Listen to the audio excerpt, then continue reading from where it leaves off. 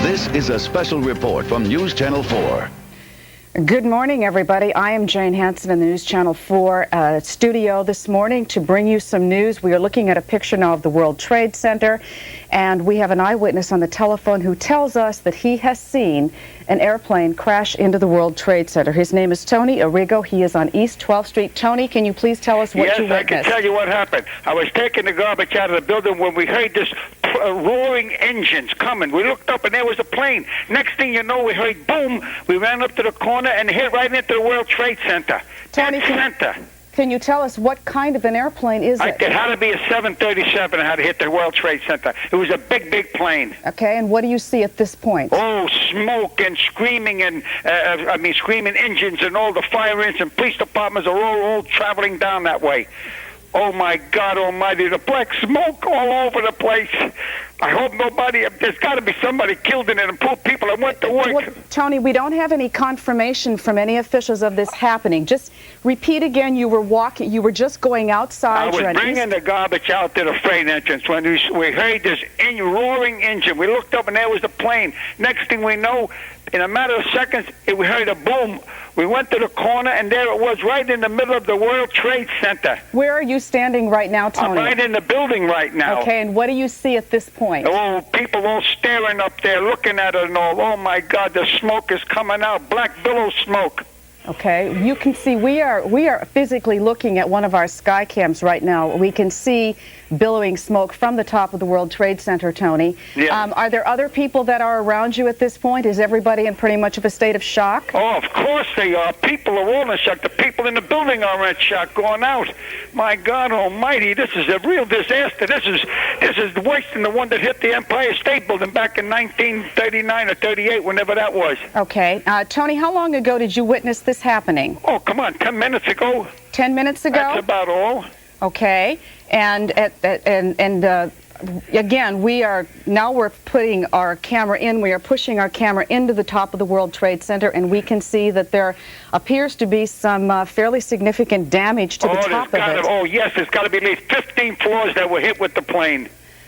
Tony, I'm keeping asking you to describe this for me because as I'm telling... What had happened was I was taking the garbage out of the building to go into the freight entrance to dump it. When I heard this big roaring going up, what's going on? I looked up, and there's this plane zooming right over, not too high up. And then the next thing I hear in a few seconds was boom.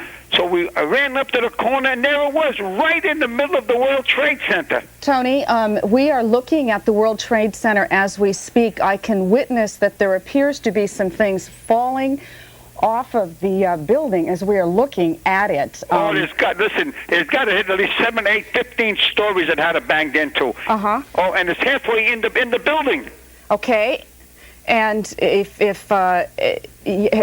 again, let me reiterate what we appear to be watching. Again, we have only an eyewitness and only what we are showing you on our live Skycam at this moment. But there does appear to be a plane of some sort that has crashed into the World Trade Center. If you look, it appears the top. Almost on the top. Almost at the top. Okay. Three-quarters up.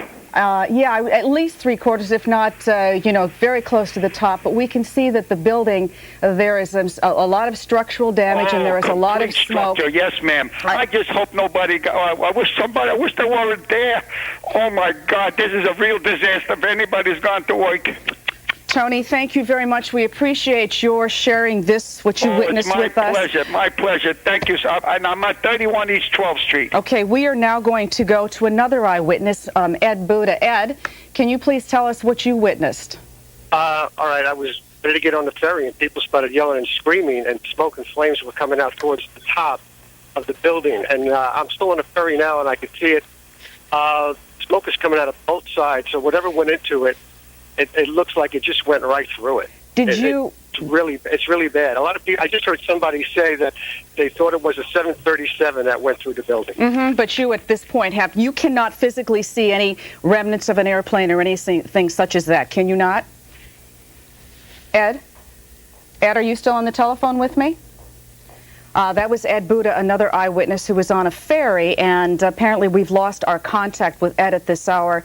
But take a look at these pictures. They are live pictures. Our Skycam that is looking at one of the World Trade Center buildings from Lower Manhattan. You can see that there has been some sort of damage to this building. At this point, we do not know exactly what happened. We have had an eyewitness named Tony Arriga, who was on East 12th Street, looked up into the sky, and he says it appears to him that an airplane struck the upper portion of that building. We are now going to go to Mary Corza on the telephone, who is another eyewitness. Mary, can you tell us what you saw? Mary? Mary, are you there? I am here. Mary, can you please tell us what you saw and where you are? I'm at 14th Street and 5th Avenue, and we saw a plane flying low overhead, which caught all of our attention. We looked up. It was making a beeline for the World Trade Center. It was very low, extremely low. Not a big plane like an airliner, but not a tiny propeller plane either. A small jet plane. We can now see flames coming from the building. It appeared to you that the airplane was directly aimed at the World Trade Center? It did appear that way to many of us that were here on the ground, yes. Okay. And when it hit, there was the big boom, a big cloud of smoke, some flames, and then mostly smoke. It just started flaming now. Have you witnessed any people coming out of the building? Have they been able to tell you anything at this point? No, I'm all the way up on 14th Street, so I can't see the building down below. It was only maybe a minute or two before you could hear sirens coming, so they did alert people right away, obviously, but you probably have a better fix on how many floors were damaged. It looks like quite a few floors. Yeah, from what we're looking at, 1, 2, 3, 4, 5, 6, 7, 8, 9, 10, 11, I would say 15 to 18 stories, and there is debris falling off that building as we speak. You did see shattered glass raining down after it hit, and, like I said, a big cloud of smoke. But you couldn't tell much more from 14th Street. Now, we had an earlier eyewitness that told us he thought it appeared to be a 737. What you saw was a small, perhaps twin-engine airplane? No, not a twin-engine. It was a jet of medium to smallish proportions. Not a big airliner, though. Okay. Okay, so it appeared to be you heard this sound. I'm just trying to understand what happened. You heard a sound. That's what compelled you to look up into the sky. Right, you could hear a jet coming overhead, and it sounded low. So many of us looked up to see what was, because it sounded so close. We all looked up, and like I said, it didn't look like it was swerving or out of control. It was going steadily lower. It was, definitely going steadily lower, but it wasn't dropping like nose first or anything that would make you think that the plane was in trouble. Right. Which then, of course, raises the question exactly what was that airplane doing and how did this occur?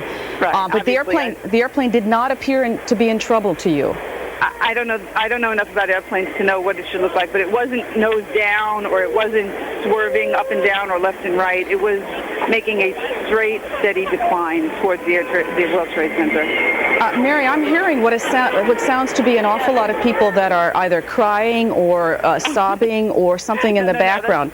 That's my baby wondering why I'm still standing here. But there are a lot of us who are shaking or with tears coming down our faces because it's mind-boggling to think about how many people are up there who, aren't anymore. Exactly. And Mary, again, thank you very much. I appreciate your comments with us this morning. And I'm certain it was quite a frightening sight to have watched this. Let me reiterate what we think you're looking at. And again, we have no confirmation of exactly what happened, but it is obviously clear that something has hit the World Trade Center, shattering the windows and much of the building from what appears to be perhaps the top 15 to 20 stories of the building. We can see thick black smoke. We have seen flames erupting from it. We can tell you that we've had three eyewitnesses on the telephone. Mary Koza, who's been on the phone with us, has just told us that it appeared to be a medium-sized jet. She heard a sound, a buzzing sound, looked up, and she saw this airplane going into the building. Now, Mary said she did not know if the airplane did not appear to her to be in any kind of trouble, but again, she obviously said to us she did not know enough about airplanes to know exactly what happened. We obviously at this moment are trying to find out exactly what did happen. There are numerous emergency vehicles and officials that have raced to this scene. We do not know in terms of injuries or fatalities. We have absolutely no information about that at this point in time. All we can tell you is that something has obviously crashed into the World Trade Center, and our eyewitnesses have told us it was an airplane of some sort. There have been some reports it might have been a 737. Others have told us it could be a medium-sized jet of some sort. And again, we had a gentleman tell us that he was simply taken out the garbage and I can talk. And that he looked up in the sky and he saw this happen. And of course there was a lot of shock and a lot of sadness from the people who looked up into the sky and witnessed this just a short time ago. You can see we have Chopper 4 is now on the scene. April and Monica, what can you tell us from your vantage point? Well, we can see right here as we were coming up the Hudson River, we can see thick black smoke indicating the fire is still going on right now in the World Trade Center. For as far as the eye can see, and you can tell right here at the top of this tower, there's a huge gaping hole, flames still inside, thick black smoke still coming out. We have not been able to see what, if any kind of an aircraft is inside the building. This is the best vantage point right here, and as you can see, just a huge gaping hole throughout the entire side of this tower right now. April, can you see down to the street to see what might be going on down there? Are there signs of the people that have evacuated the building? What can you tell? Can you see anything down there? Or are you simply not close enough at this point? We are simply not close enough right at this point. We are following the smoke in the air right now. There are several boats and watercraft, as we can see, in the river right now. We'll try to get a better vantage point and see what we can see on the ground. It's a little difficult from the air because the buildings kind of shadow the streets, but no doubt a lot of activity on the ground right now. And in terms of the firefighting capabilities, when you get up to this high level, I assume the firefighters have got to get up there and, fight it from inside. Oh. If you're taking a look now, you can see that we've just had another explosion, and that is considerably lower. And is that in the other building? Is that what I'm witnessing? That apparently does look like it is in the other building at this point. And that looks to be lower, which means there, obviously there are considerable numbers of stories above that explosion that we just saw. Perhaps we can get another look from one of our sky cams that can take a different angle. Yes, you can tell that it now appears that both buildings are suffering some kind of damage this morning. My colleague Glenn Walker has just joined me here in the studio. And Glenn, I don't know if you've received any other information, but perhaps you can again go over what we do know at this point, which is pretty much visual and what eyewitnesses have told us. Well, I would hate to speculate, but that looks like a completely separate incident right there. I mean, this building has been the subject of terrorist attacks in the past, and I certainly wouldn't want to speculate at this time, but that is a separate explosion. Yes, it is. In the other building. Now, we have tried to get a hold of the Port Authority, which manages the building. We haven't been able to get an answer. We did call MTA, and the MTA says the subway service as of right now is continuing, so that's not a problem because it's obviously very below, but I imagine that will change very quickly after what we just witnessed. That was a dramatic explosion. Again, it was in the separate tower than the one to where the plane just crashed into about a half hour ago. Yes, and again, there was no sign of any airplane close to that explosion, nor was there any reason to believe it would be that it could have been an after effect or a repercussion of the original, what we believe was an airplane going into one of the twin towers, and both of them now appear to be on fire. We have no word of casualties, injuries, fatalities. What you can see is heavy, heavy black smoke. You can see flames.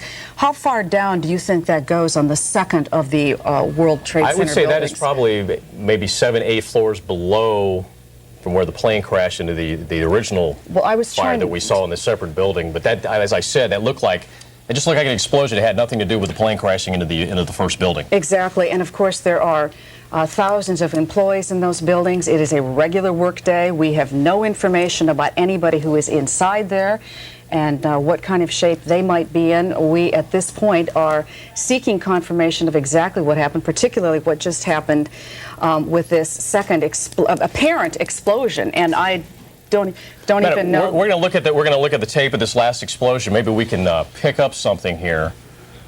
We said we were talking about what was going on, and then suddenly there was a big explosion in the second building. There it is. There it is right there. Seems to be completely unrelated to the first one. I didn't catch it, but I have to say it looks like something went into the building. Yes, possibly another airplane. Well, perhaps from the other side, because we've only got the one vantage point here. What we can tell you about the building on the right is that eyewitnesses have told us that I'm sorry. Okay, I'm sorry. we have another witness on the phone. Arlene Morris, are you there? I am. Can you tell us what you saw? Yes, I was sitting at my desk and I heard this big boom, a loud sound. And when I looked out the window, the top floor on the World Trade Center, there's flames just coming down, crashing down to the ground on the west side. All the cars, and they were like running into each other, and the flames just started coming down real hard. Then another sound exploded again, another impact. What building are you in? How far away? I'm in the World Finance Center, but my window is opposite side to the World Trade Center. I'm in the C Tower. Did you just see another explosion? No, I heard it because I'm holding on the phone with you. So I heard another big boom again. It just exploded again. Do you see people leaving the building? We left. Everybody left already. I'm the only one here on my floor. I gotta get out. But what can you tell us about the build? Can you see people on the ground from the two? At the bottom, yes, and then the fire brigade, and they came. Everything else, they're downstairs there right now. Do you see people that are injured? What can you? No, I can't. I'm on the 28th floor. Okay. Yeah, so it's minute to my vision. I really can't see too much. All right. Thank you very much, Arlene, and please get out of that building and seek safety. Thank you. I'm leaving right now. Thank you very much. Okay, yeah, be safe. We have another witness, Janice Huff, on the telephone. I'm not sure if it's our Janice Huff, but she apparently was a witness to the second explosion. You saw this? Where are you? No. Listen, I'm watching TV right now. Yes. Yeah. And, I can see the pictures that we have of the building, the first building, the one with the tower on the top. And as I'm watching it and you're talking, I see a plane flying behind the other tower, and I see it getting closer and closer to the building, and I'm thinking, is that a plane? And it was, and all of a sudden, I see this explosion in the other tower. So there was another plane. So there was another plane with the second explosion. From what I am looking at on television, from the angle that I was looking. Here's a replay right here, I believe. When I was watching looking at the first tower, I noticed that there was a small plane coming around the side of the building. You see it there on the right? I see it. I see it. So it's coming down. I do see it right there. There it is right there. I see it. And then it goes boom right there. Watch. That's there it is. You're absolutely right. Oh, my goodness. So I don't know if it's a helicopter or a plane, but it was certainly flying, and it went right into the building. It was a plane. Can we show that again, please? I clearly did not notice that the first time. Right. I think we need to take a look at that again. Obviously what we are looking at are the Twin Towers of the World Trade Center in flames.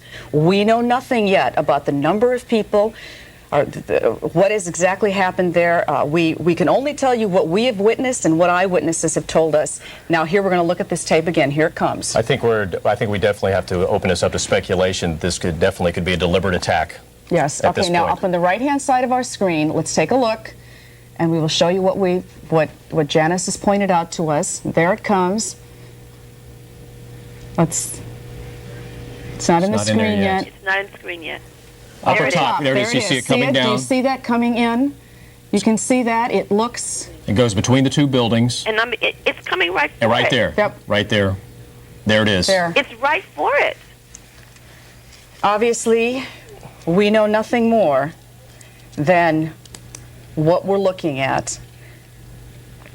We should tell you at this point that all 3 New York City airports have been shut down. We know nothing about who or what might be responsible if indeed this was an attack. Again, we've had eyewitnesses on the telephone talking about the first explosion.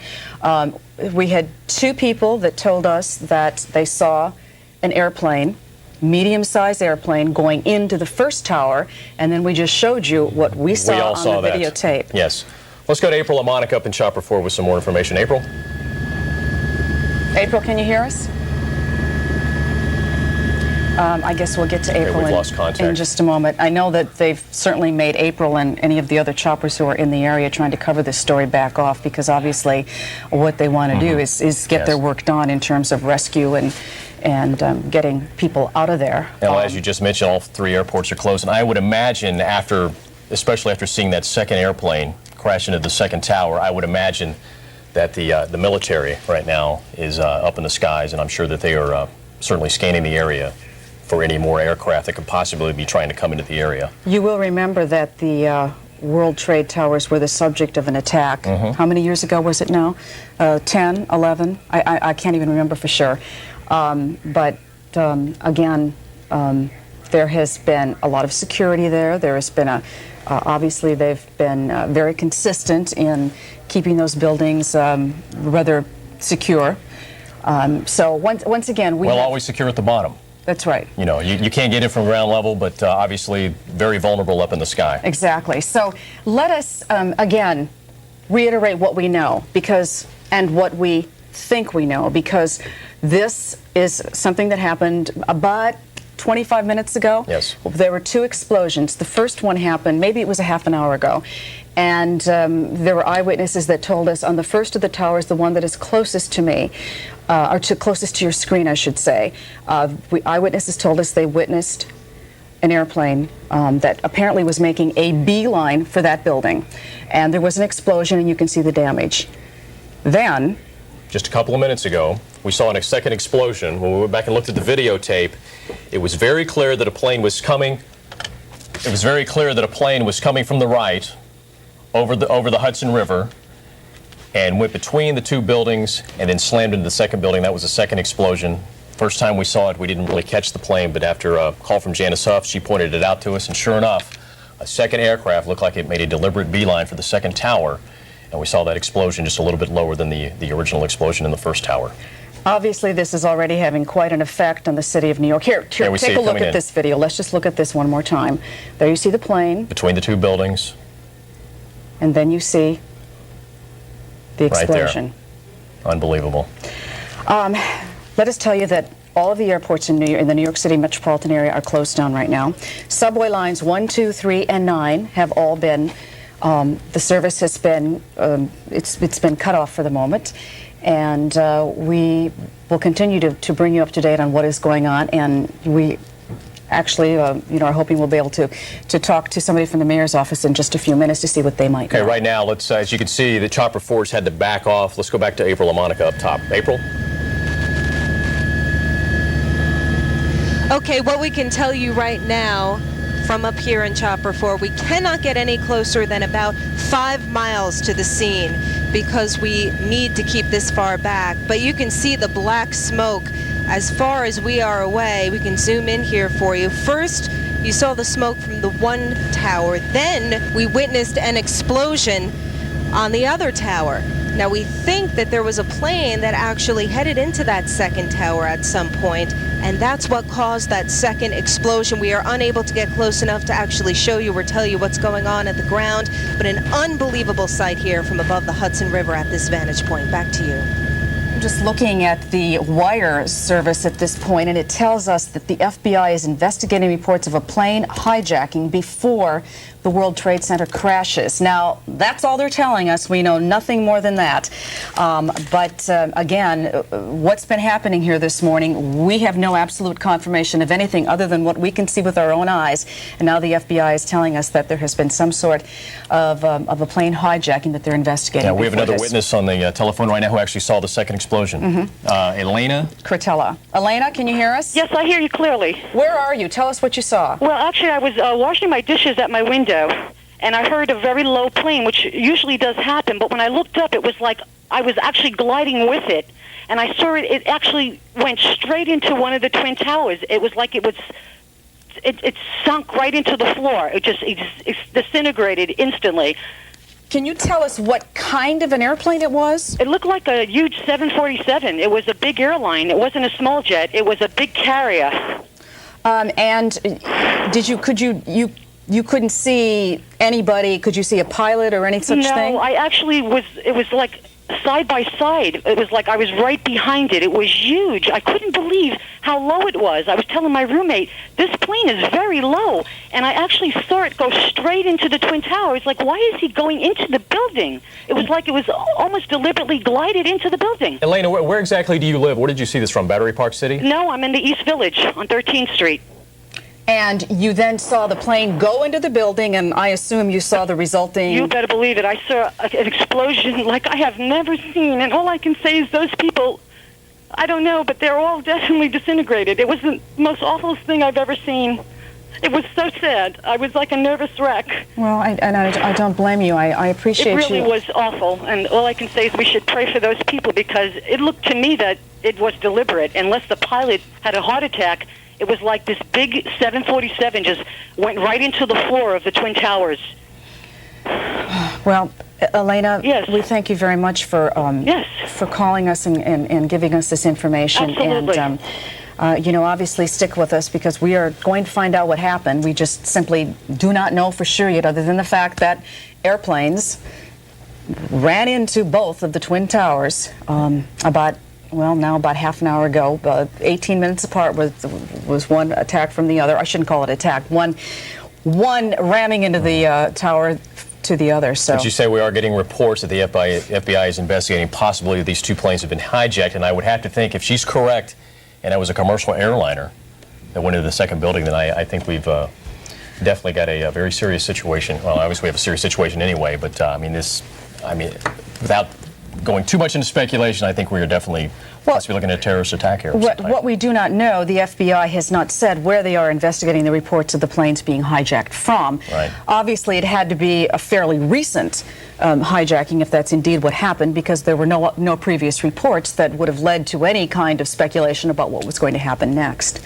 If we might, could we take a look at that video one more time that shows the second explosion? The first explosion happened at about 10 minutes to 9 this morning. The second one was about 18 minutes later. And here we were on the air, and this is what we saw. Look over to, you're going to look over to the right of the screen, and in just a couple of minutes, as we widen out here, you will see what it appears to be a relatively small aircraft moving into the shot.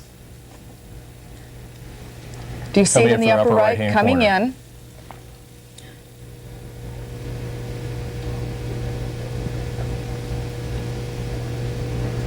And there you see it. Absolutely incredible. Again, we have no knowledge of who was in that airplane, who was piloting it. We don't. If it was hijacked, we don't know if it was full of passengers or not. We do not know. We simply know at this point that we have the tops of two towers that are clearly in flames. We are going to continue to seek out the information for you. Let's reiterate what our eyewitnesses have told us. Well, we had the first plane crashing into the tower, which, if you're looking at your TV screen, would be on your right. We had a few phone calls. People said it looked like the plane deliberately went into the building. Some people were not too sure. And about 18 minutes later, right here on live television, the second plane came into the picture and crashed into the second tower a little farther down. And the witnesses we just talked to on the telephone just a few minutes ago, she said that she saw it fly by the window of her apartment building. She lives on the Lower East Side, and she said that it looked like a commercial airliner to her. Yes, she said it looked like a relatively huge airplane. Yes. And again, the FBI is investigating reports of at least one plane hijacking and possibly two. Let's go to the telephone once again. We have Kay Cummings on the phone. Kay, what can you tell us? I was watching the Channel 4 and the World Trade Center, which I can see really clearly from my window, and there was a big plane that was heading right straight for the second tower. It looked like a commercial plane, not a small plane. And I kept thinking, this is too low, it's too low, it's too low. And then it went right in. You could see it was headed right for it. Now, was this the first plane or the second? Second plane. The second plane. I didn't see the first one. And where exactly are you? I'm on 12th Street in Hudson, and I have an unobstructed view of the World Trade Center from my bedroom. Okay, and that airplane appeared to you to be a pretty good size as well. Is that correct? Yeah, it looked like a commercial airplane. It came from the Jersey side, southwest side, coming toward the World Trade Center, very low. We have now reports on the wires that the FBI is investigating this as foul play, a crime here, obviously. Mm-hmm. Looks like this is definitely deliberate. Kay, what can you tell us about what you can see from the neighborhood right now? Do you see? I mean, can you see the street at all? Can you see anything? No, I'm much too high? in the village. Okay. All I can tell you is that there are loads of fire engines and police cars and sirens all heading down. And as we are looking at live pictures, our Skycam view, I assume you're seeing somewhat the same view from your windows. You can see it still appears to be burning pretty much out of control. You can see the fire, and I can see the fire in the second building and the first. Mm-hmm. And you've seen debris falling off. Yes. Now there's a helicopter. That's fine. Yeah. And obviously this is a situation because of the height of the buildings. It's going to be very hard for the fire department to get up there and put these fires out. Absolutely. Kay, we thank you very much. I assume that you were pretty shocked when you saw what happened before your very eyes. It was horrible. It was just one of those things you see and you can't stop. It was just, I don't know. I've never seen anything like that. It was horrible. Okay, we of course have seen something similar to this back in February of '93. That of course was when the terrorist bombing of the World Trade Center, and that was of course a major disaster, and a lot of fatalities there. And this is obviously very frightening to have this happen 8 years later like this. Well, it is, and again, they put huge security measures in play for getting into those structures. But as you pointed out earlier, they're vulnerable from the sky. They're vulnerable apparently from the sky. Yeah. Let's just tell you that we have no word at this point about injuries, fatalities, or anything like that, and we certainly would not want to speculate at this point. Emergency crews are on the scene. We will bring you what information we can get from them as soon as we get it. Now, as we said in Washington, the FBI is investigating reports of a plane hijacking before these crashes. There are two planes that apparently have been involved. We have physically witnessed one of them on our live camera. We do not know exactly what planes they were, what size they were, but our eyewitnesses have told us they appeared to be pretty good-sized airplanes. Well, maybe there's a little discrepancy on the first plane. Some people are saying it was a smaller craft. Some people are saying it was a larger craft, but definitely the witnesses we've talked to as far as the second explosion said that it definitely was a commercial airliner that crashed into the second tower. Again, the FBI is investigating this as foul play, which I think is pretty obvious at this point. And, you know, we'll just have to wait and see what happens here. But this is... Okay, we've told you that the airports in the New York City metropolitan area are closed down. We have told you that the 1, 2, 3, and 9 subway lines are shut down for the moment. Let us go to Katie McGee over at Shadow Traffic, because there has to be other huge traffic impacts at this moment, Katie. Jane, this is enormous. Right now, all your Hudson River crossings closed. No one moving in or out of town at the Lincoln, the Holland, or the GW Bridge. I'm looking at the inbound Lincoln live from my vantage point right now. They're starting to turn turn buses around. I've not seen anything like this before. All bridges and tunnels, you're going to find closures. No one allowed in or out of the city right now from what we're hearing. You did mention the subways. 1, 2, 3, 9, and are suspended. Newark, Kennedy, LaGuardia airports closed to all air traffic at this point. Katie, and any of the other sky cams that we have, do you see mass traffic confusion? What do you see on some of those bridges and tunnels at this moment? What I can tell you right now, I'm looking live at the inbound side of the GW Bridge, and what we can see are the tolls. Everyone completely stopped. There is some traffic coming outbound over the span. I can also see people from the Cross Bronx heading into there, but right now no one allowed into town at all. At the Lincoln Tunnel, it is at an absolute standstill. I can see one bus on the outbound side trying to turn around and look like he's heading back into New Jersey from what it looks like. Okay. Thank you very much, Katie. We stay in place, please, because we will be back to you shortly. Okay, Jane, I just something just crossed the wires. As a senior government official speaking on the condition of anonymity said the agency is pursuing reports that one or both of the planes were hijacked and that the crashes may have been the result of a suicide mission. The source stressed that the reports are preliminary and officials do not know the cause of the crashes. But this is a quote, "It certainly doesn't look like an accident."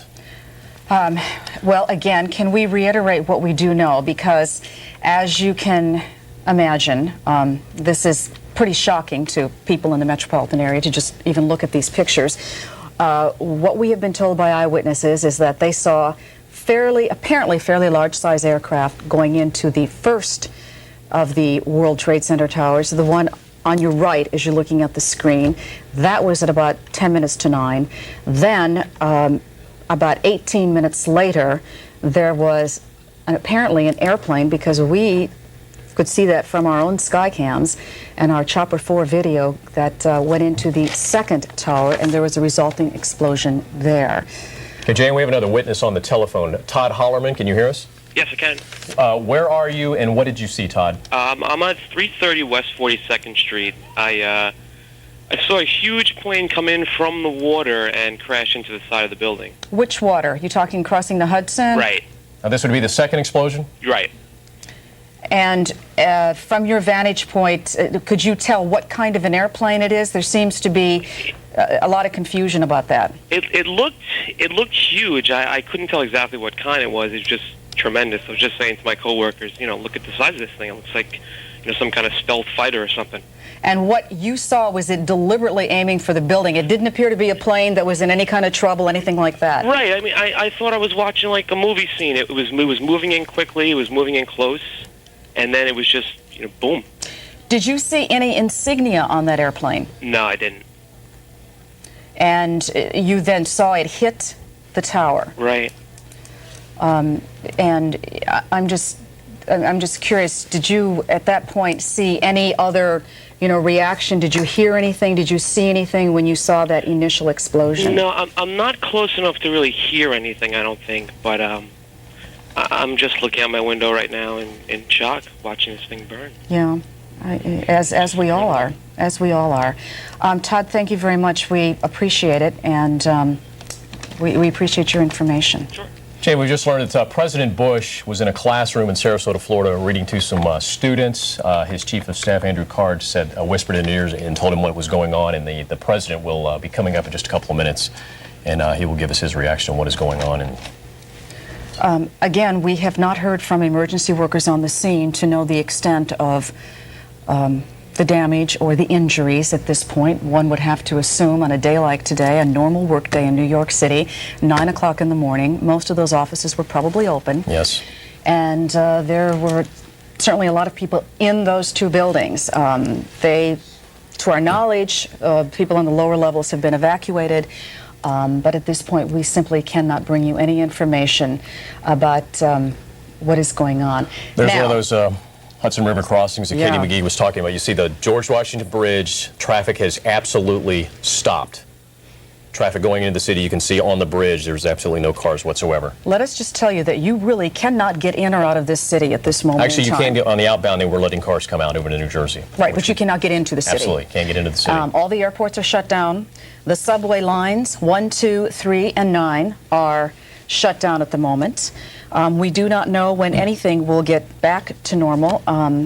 And again, to reiterate the point about the FBI is said to be investigating whether or not there was some hijacking of a couple of airplanes involved in all of this. Also, an anonymous government official said that it would appear that this was not one but two suicide bombings, that the pilots deliberately turned the planes right into each of the towers at the World Trade Center, and obviously you can see the disastrous result right here on our screen. Let us go to Richard Thompson on the telephone. He is a licensed pilot and he witnessed this. Sir, from taking a look at what you saw, what can you tell us as a pilot about those airplanes? Well, I was sitting in my office on the 8th floor at 632 Broadway at approximately 9:47, and at 9:47, give or take a minute. You mean 8:47, don't you, sir? 8:47 this morning. The plane went by probably 50 to 100 feet above the building, streaking directly towards the World Trade Center, and it was a small business jet of some type. It was going so fast, and my window view is so short, but I could hear it screaming by at basically full power, no engine problems, going straight for the building. And by the time that I could get out of my chair, open the window to see what the hell was going on, it had hit the building, and that was probably a total of 5 to 7, 8 seconds. So that would have been the first that was the first. The explosions. Exactly, and it was directly, everyone was flying the plane was directly... Richard, stay tuned. We've got the president. We're going to go to him next, but we want to come back to you. Okay. Going back to Washington after my remarks, Secretary of Rod Pace and Lieutenant Governor will take the podium and discuss education. I do want to thank the folks here at Booker Elementary School for their hospitality. Today we've had a national tragedy. 2 airplanes have crashed into the World Trade Center in an apparent terrorist attack on our country. I have spoken to the Vice President, to the Governor of New York, to the Director of the FBI, and have ordered that the full resources of the federal government go to help the victims and their families, and to conduct a full-scale investigation to hunt down and to find those folks who committed this act. Terrorism against our nation will not stand. And now, if you join me in a moment of silence.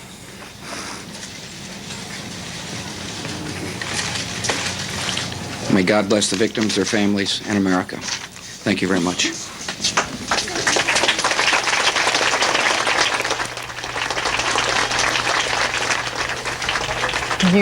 You have just heard President Bush acknowledging that this was an apparent terrorist attack today on the Twin Towers of the World Trade Center in Lower Manhattan. He has ordered a full-scale investigation and offered, of course, his prayers for whatever victims there might have been of this tragedy. And again, we have no information about who has been hurt, who was killed, if anyone. We know nothing other than the fact that there has been this apparent attack involving 2 aircraft.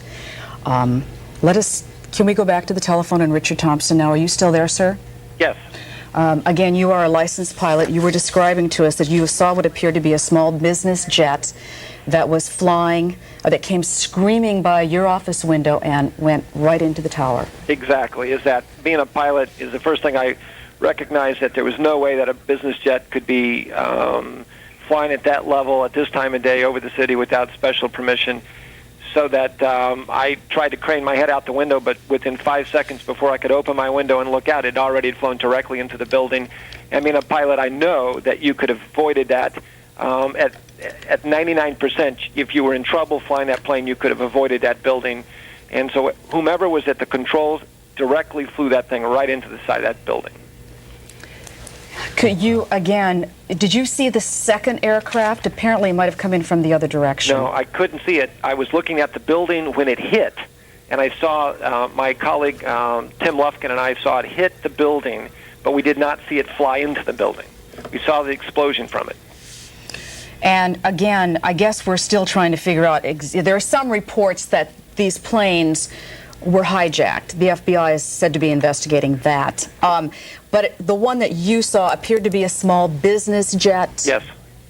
And the second plane was obviously a larger plane because the explosion from the second plane was tenfold larger than the first plane. Okay. Mr. Thompson, we appreciate very much the information you've given us And this may morning. God be with all those people, because this is going to be a tough day for all of New York. Yes, it is, and we thank you. We now have reports that the New York Stock Exchange is being evacuated in the wake of the disaster at the World Trade Center. They had planned to open as normal, so right now everything at the Stock Exchange is on hold. And right now, let's go down to Joe Avalar, who's on the street downtown. Joe? All right, we're down here in Soho, as a matter of fact. You're looking at a picture from Prince and Worcester Street, and on the ground you can see what has happened all over Manhattan. People are stopped and they're staring. They're looking up and they're trying to figure out all of what's happening. In talking to some of these people, I met someone, Philip Russo, who actually witnessed the whole thing. You were driving east on Bleecker Street, that's correct? That's correct. I was driving east on Bleecker Street. Have you step around this way? Put it in the background. I heard what sounded like a jet flying very low. I looked up, I saw a blue and white jet, 2 engines, going obviously in the wrong direction. You were thinking jet, you were thinking 737, something like that, a large jet. A large jet, a large commercial jet, but with no markings that I could identify other than blue stripes on a white plane. It sounded too low. I looked up, it looked too low, going in the wrong direction, and I followed it into the building. Flew straight into the building? Straight into the building, dead on, disgusting sight. Then you continued to look up at the building and you saw the second jet. Well, then we were looking for about 5 minutes, just in horror at what happened, saw a second jet coming from the west that looked identical, both in color and in form, and it smashed right into the second building. Huge explosion on this side facing us. Now we're all standing out, we're staring at the building, all of us, in horror. Yeah, it's the only way to describe it. Horror, sadness, and disgust. You talked about fear and being scared. What next? And feelings of vulnerability. 2 huge planes crash into, the World Trade Center. What's going to happen next? Mr. Russo, thank you very much for talking with us. As we look back up at the World Trade Center, and I know you can see it better with helicopters, but you can see it from the ground here as well. The picture that we are looking at, that most of Lower Manhattan is looking at, flames inside the World Trade Center and the huge hole, and we can all see how the flames have spread to upper parts of the building, how it's billowing out of the building, and how the other building is occluded. And everybody from this vantage point is, as Mr. Russo is saying, looking at it in horror, looking at it in fear, worried about yourself, I imagine. Where were you, sir? Right underneath the Trade Center. When it hit, the second one, both of them hit. We ran like hell all the way up here. Did you happen to look up? Yeah, we seen the second one run right into it. We're unloading the truck. We got right out of there. Scariest thing I've ever seen in my life. The planes never veered, did they? The jets just went right into it. The second one, we heard the first one and seen everything flying out of the building. And the second one, we actually seen run right into the building. It came right from behind the building and ran right into the other side of the first tower, the further one down. It's a terrible question, but what are you thinking about when you're looking at something like that? I'm telling you, we ran because stuff was flying everywhere. It's the scariest thing in my life. And that's Never seen anything like it. Never seen anything like it, man. And your name, sir? Sean O'Neill. Still tell my wife I'm all right. It is a way for people to let them know everybody's okay as they stand and watch this in horror. You're just walking through the area, sir? No, I was with him. You were with him? And we heard the explosion. And I'll never forget that explosion, I'll tell you that. We were just under some scaffolding and debris started falling all over the place. Now, people here talked about the second explosion and didn't think it was that loud, didn't feel that it was... We were there. It was loud. I'm going to tell you that. We were right there for both of them, and it was loud. Windows coming down off the building. We just had like rocks and stuff, just every type of debris you could think of, just falling all over the place. Now, you were there when this happened. Yes, we were right Why did you stop up here in Soho and then turn around and look at it? You just have to see what happens. First time we turn around and look. You really, we're just running from there. I mean, First be honest to run with you. for safety, basically. Yeah. To get out of there. And I don't know why. There's a whole bunch of people driving down for someone down there, just blocking the fire trucks and everything. We were trying to clear the streets and let fire trucks go through. And it's a madhouse down there. Madhouse. That's really a good point to New Yorkers who may be watching us, however they're watching or listening to us right now, is to try to get out of that area to let the emergency crews do what they need to do. Yeah. Because there are clearly people still trapped up there, and firefighters and emergency crews still need to do a lot of work. And you can see as we're standing here that fire is spreading to different parts of the building, different floors, as it continues to engulf the building. Just a horrible, horrible sight from here in Soho. It is sad. Saddest thing I've ever seen, man. Shoo. It's sad. It's nothing like I've ever seen. Nothing like anybody here in New York has ever seen either. That's the scene here from Prince and Worcester Street, and we'll talk to some other people as time goes on. Back to you. Joe, you are not close enough to. Okay, apparently Joe cannot hear us. So thank you, Joe. We appreciate that. Obviously, we are again trying to ferret out all the information we can about exactly what happened in Lower Manhattan this morning. The president has said it was a terrorist attack. There were 2 airplanes involved. Dozens of eyewitnesses have told us that. One of them appeared to be bigger than the other. The second bigger than the other. And we all witnessed it right here on live television. Caught us all completely off guard. A normal work day here in Manhattan has come to a standstill. We've been told that the subway lines 1, 2, 3, and 9 have been shut down. All the Hudson River crossings have been shut down. The New York Stock Exchange has closed down for the day.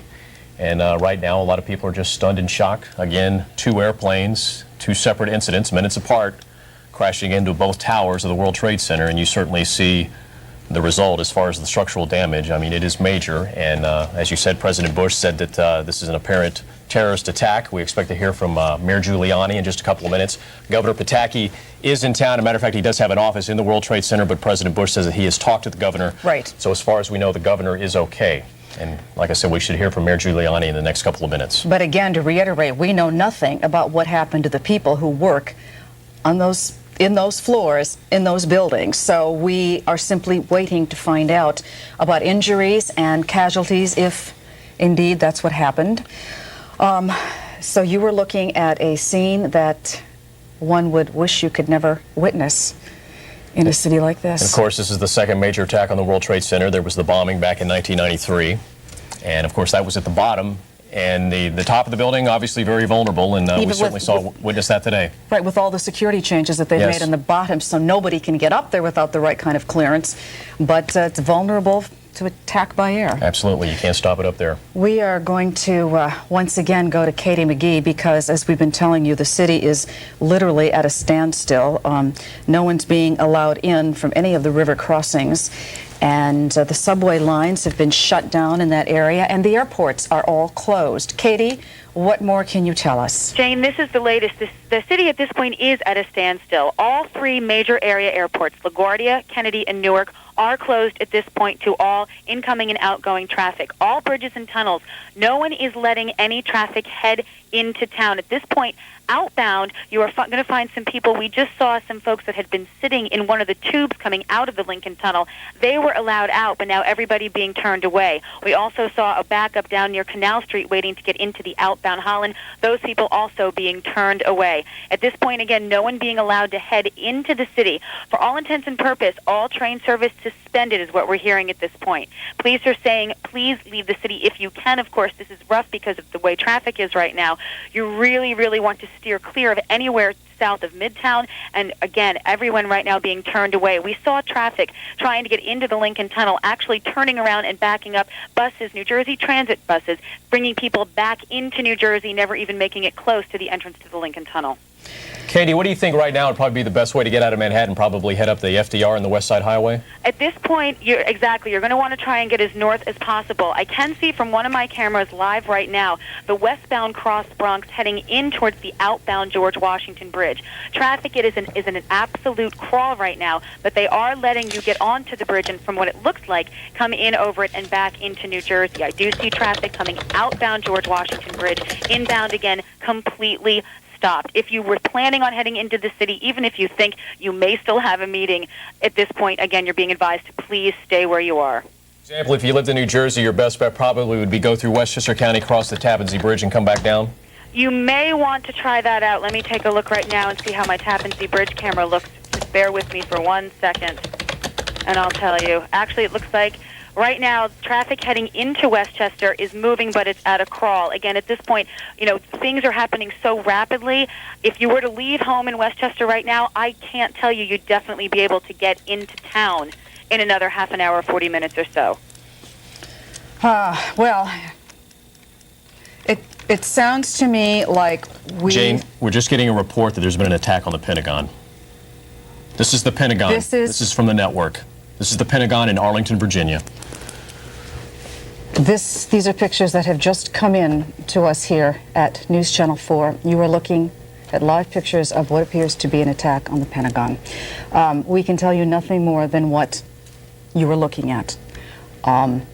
This is approximately an hour ago that we had one airplane crash into the northern of the World Trade Center towers, and about 18 minutes later, another airplane crashed into the southern of the towers, and now we have this.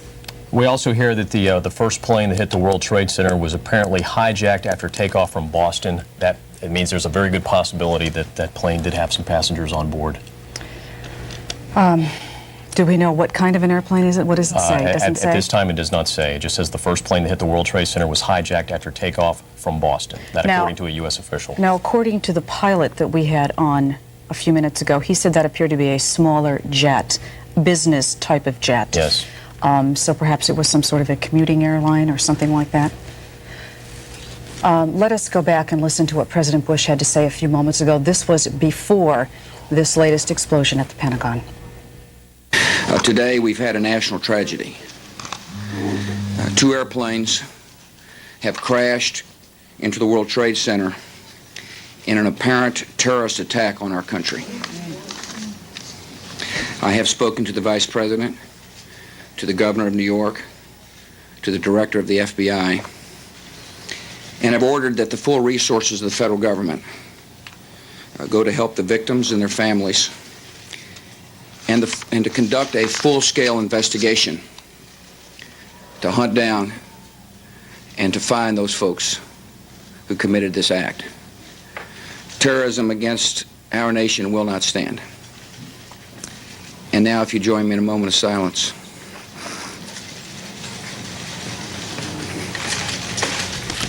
May God bless the victims, their families, and America. Thank you. This was President Bush about 20 minutes ago.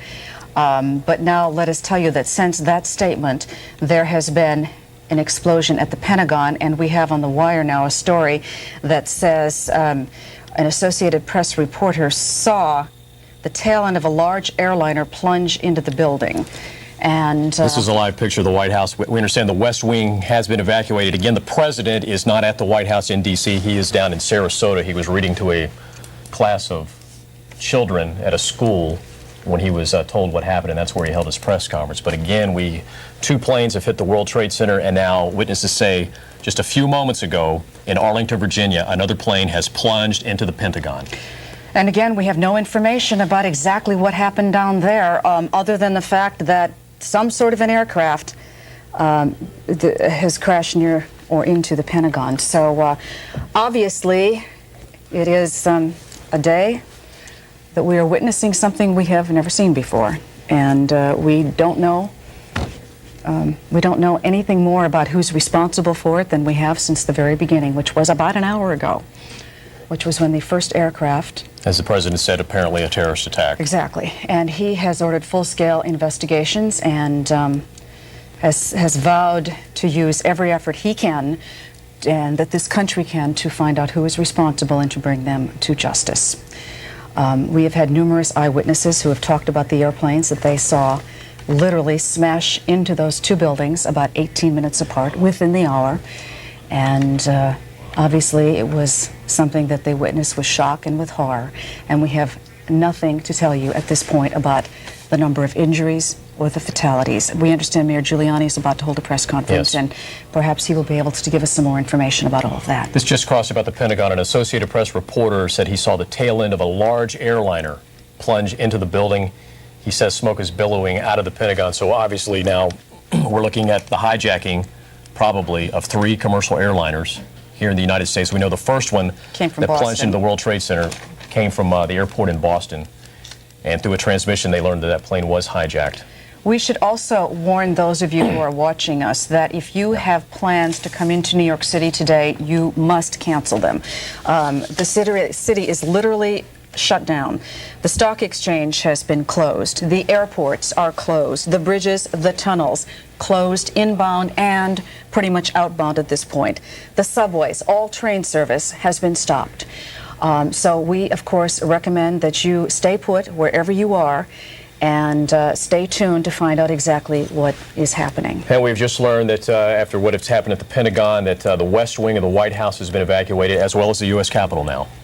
So I'm sure all government buildings are being shut down in the nation's capital and pretty much around the country, and I'm sure that we are now on we're on terrorist alert, probably nationwide, I would think. And there's another report that's just come over that says the White House was threatened with a terrorist attack, a source says. We have another report from an eyewitness at the Pentagon. Says it was a huge fireball, a huge orange fireball. And another witness said that it might have been a helicopter that exploded. We've had an AP reporter who says it appears to him to have been a large airliner of some sort. And we do have reports that, of course, the FBI is investigating reports that it could have been hijacked aircraft that crashed. As a matter of fact, the FAA has just now halted all air traffic throughout the United States. So as of right now, there are no commercial airliners in the air. I doubt that has ever happened before in this country. I don't think so. So again, we do have a bulletin that I see here that says a Palestinian DFLP official denies any kind of responsibility for the World Trade Center crash.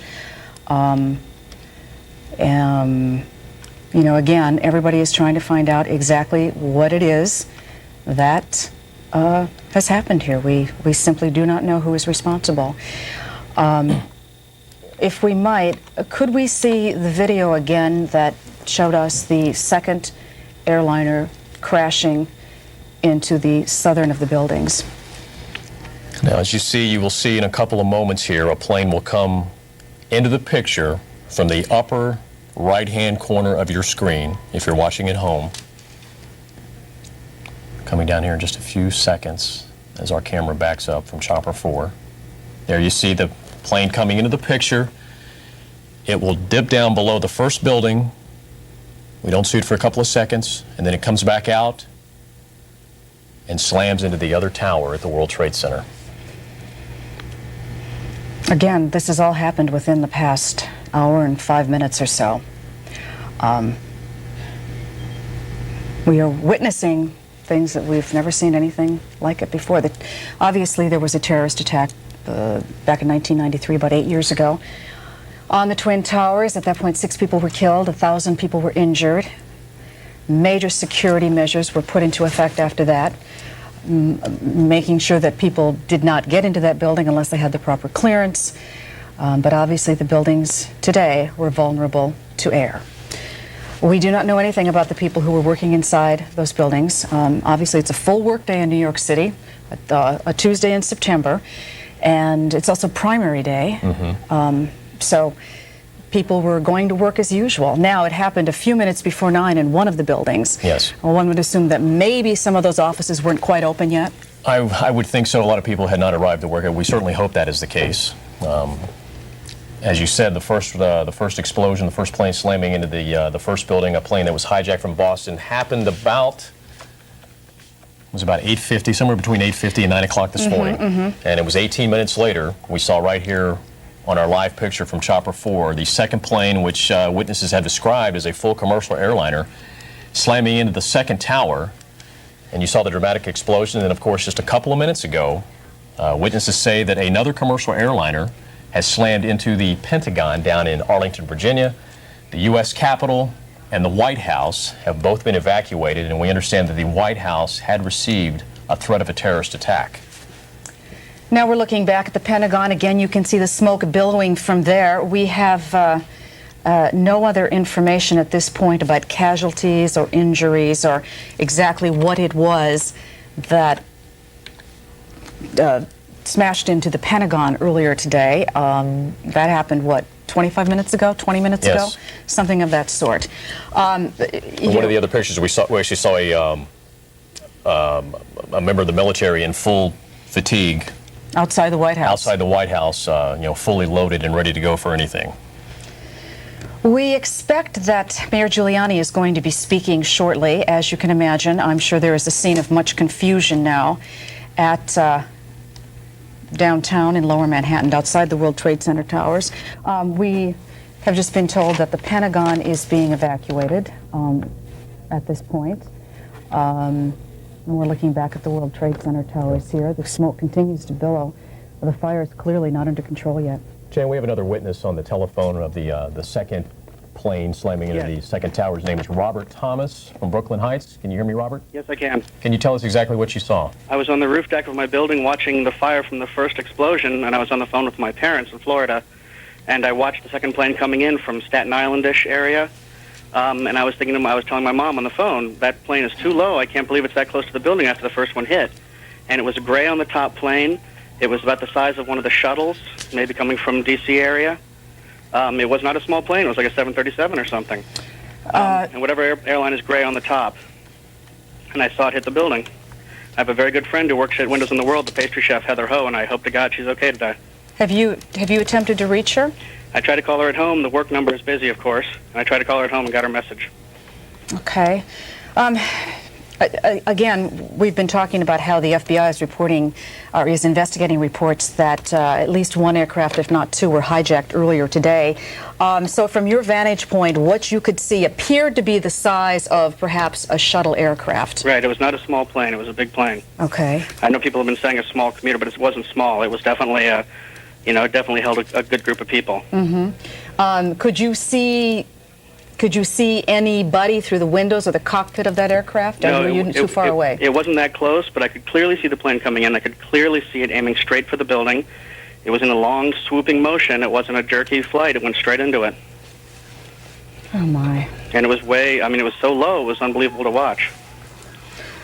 I tell you what, I'm scared right now. Thank you. We appreciate your comments, and we thank you very much for giving us this information, because, Thank of course, we are trying to find out exactly what happened on this Tuesday morning. Jane, we're learning the State Department has also been evacuated. The Associated Press has learned that the White House was evacuated after the Secret Service did receive a credible threat of a terrorist act against the White House. Does it say what time that threat came in? No, it does not. So we don't know if it was before the planes crashed into the World Trade Center or after. What we're seeing now is there's information that the aircraft at the Pentagon crashed in a helicopter landing pad near the Pentagon.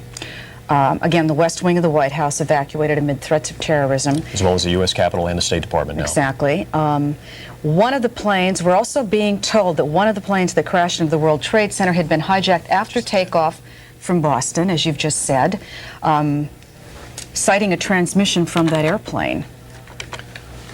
Let's go and review for you exactly what has happened as a result of all of this. All airplane traffic across this country yes, has been grounded. There are no airplanes leaving or land. I would assume they can land, those that are up in the air. Right. But there are no aircraft that are going to be leaving any of the airports around the country for at least the time being. We do not know how long. It is virtually impossible to get up into this city right now. The bridges, the subways, the tunnels, everything is shut down. There are major traffic jams from people who were trying to leave or trying to get in. Obviously, it is a good day to stay put wherever you are. Obviously, the airports here are all closed. Right. The stock exchange has been closed. Closed down. Subways, the 1, 2, 3, and 9, all train service in and out of the city is now shut down. And not that in the big picture, this is really not that important at this moment, but you have to wonder if maybe the primary election will be possibly be suspended because of this. Well, people can't go to their polling places. You're absolutely right. And I'm sure that's something that they will sort out later. Absolutely. Because I'm sure not a single one of these candidates is worrying about that at this moment. No. We heard the president call this a terrorist attack. That was before the explosion at the Pentagon. So the president is being fully briefed. He said he had talked to the governor. Now, the governor has an office in the World Trade Center. He was in Manhattan, but we do not know where he is. President Bush has said he has talked to the governor, so we assume that he is safe at this point. We are waiting for the mayor to give us some kind of information about casualties or injuries this morning. Okay, we have another reporter out on the street, Walter Perez. Can you hear us, Walter? Here we are about 2 blocks away from... Okay, 2 blocks away from where the whole thing happened, and this entire area has been cordoned off, and people that have been working in nearby buildings have been told to evacuate. That's what this mass exodus is to my left-hand side. To my right, we have two witnesses, and as we speak with you two, we're going to pan up and show a shot of what we see from this vantage point. First, Marna Ringel. And Marna, you work across the street. Tell me exactly what you saw on the street, and as you looked up, what you saw, because you said you saw the second one. Am I correct? No, I didn't see the second one. I actually was coming out of the building, and there was maybe about 30 or 40 people at the bottom of One World Financial covered in blood. I did not expect that at all, and I work for Lehman in One right here, and a gentleman that I work with was on the telephone. He said, "What was that?" I said, he thought it was thunder. I looked over, screamed, "It's a bomb," because I saw a piece of the building flow down, and I think I scared my entire floor because I can scream pretty loud, and it was pretty bad. Now, you mentioned that you saw people on the road outside of the building. Explain that scene. I saw there's maybe about 30 or 40 people covered with bandages and blood. It looks like a lot of them were either on the floor of one of the exchanges. There's actually, oh my God! Oh my God! Oh my God! We're not sure exactly what happened, but it was another explosion on the far side of one of the buildings from where we're standing. The reverberation, and another explosion on the right-hand side. Another building has gone up on the right-hand side of the road. People are now running down the street. We're not sure if that was another explosion or if that was advanced debris. Joining me also is Jim Plant. Jim, you're also a witness of what happened. Tell me exactly what you saw from your vantage point across the street. I was just across Liberty and West here, and I saw the second plane hit the Tower 2. Looked like a 737. It hit a glancing blow. It didn't hit it direct. I don't know where the rest of the plane went, but it went in, fireball came out, and it hit lower than the first plane, which hit the upper floors. Jim, thank you very much. At this point, as you can tell, there's absolute pandemonium in this area because of what had just happened. Exactly what, I can't confirm, but on the far side of the building, there seemed to be another explosion, and also on the right-hand side, there was also another explosion. We're not sure if that was extra reverberation from what happened at the World Trade Center, or if that was an added explosion. At this point, there's a lot of smoke, massive plumes of smoke falling from the building across the street. People that were running down the street or walking are now running away. We don't have any information as far as what the most recent reverberations were, but from 2 blocks away, you could feel what happened. We'll get more information and pass it along to you. All right, thank you very much, Walter. Again, 1 or 2 more explosions again around the World Trade Center. We don't know if it was in the same building or adjacent buildings. Can we re-rack that video that we were looking at as Walter was interviewing those people, because perhaps that will give us some indication of what this was. Obviously, there are buildings nose to nose down there. Yes. We have no idea if this was a third explosion or if it might have been something from the debris raining down from one of the World Trade Center towers. It appears to be to the south of those buildings, but take a look at those pictures, and that is quite an incredible sight. Again, this all started this morning when about 10 minutes to 9 o'clock. We understand that a commercial airliner, maybe a small commercial airliner, was apparently hijacked leaving the airport in Boston, Logan Airport in Boston, and slammed into one of the towers. About 18 minutes later, a second commercial airliner, which witnesses tell us was much bigger, slammed into the second tower. Soon after that, we heard from President Bush that said this was an apparent terrorist attack. Not long after he talked, a plane crashed very close to the Pentagon. From what we understand, down in the nation's capital, the White House, the U.S. Capitol, and the State Department have all been evacuated, and that the Secret Service did receive a very real threat that the White House would also suffer the same fate as the World Trade Center and the Pentagon, which has not happened yet, and we hope it doesn't. And of course, all commercial traffic around the United States has been shut down. Air traffic, yes. Commercial air traffic. All commercial air traffic. Joining us now is Jim Rosenfield, who's been up in the newsroom. Do you have anything you can add to all of this? Well, just, in getting here to Rockefeller Center this morning to share with you, because you've been here in the studio, just the scenes on the street, people on their cell phones trying to find out what's going on, people calling loved ones trying to find out if they're okay. As you walk into this building, a lot of people out on the street not being permitted to go up and down through most of the elevators for security reasons. Obviously, as we think about the landmarks in Manhattan, people are taking very serious security precautions just for that reason. A lot of emotions I should share with you up in the newsroom, too, as we hear these just gut-wrenching eyewitness accounts of what these people must be going through, especially in the Twin Towers right now. Just amazing. We have just been told that this, what we thought was another explosion was indeed, according to the Associated Press, another building that has either been attacked or exploded. So it appears to be separate from the two that we have already witnessed this morning. And if you take a look at this scene right now, the smoke that is billowing over Lower Manhattan is truly a frightening sight to see. Again, the part that I think concerns all of us is that we have no knowledge of what happened to the people who might have been inside any of those buildings. It's a normal workday, and although the first explosion came early, it might have meant some people weren't there yet, but I guarantee you that there are a lot of people who were already in those buildings. Sure, in the Twin Trade Towers, a lot of state workers in those buildings who get there well before 9 o'clock. And as you come down some of the major arteries in Manhattan, you can just see this smoke from miles away. A very eerie sight as I was coming towards Midtown. You look up, and there's the smoke coming out of the World Trade Center. How did you come to work today? I actually walked most of the way because traffic is, as you would imagine, a complete mess. Emergency vehicles trying to make their way all down to downtown to Lower Manhattan. So it's difficult for anybody who's trying to get around. Bridges and tunnels, as you've been mentioning, are closed. So getting on and off the island isn't going to happen right now. Okay, Jim, right now we have a terrorism expert on the telephone, Harvey Kushner. Harvey, can you hear me? I can hear you very well. Harvey, this obviously has all the earmarks of terrorism. Yes, unfortunately it does. And, you know, I've been in this business almost 40 years, and quite frankly, I couldn't have written a scenario like this. If I would have come forward with something like a possibility like this, they would have laughed. I mean, this has all of the worst case scenarios put together into one. This is monumental.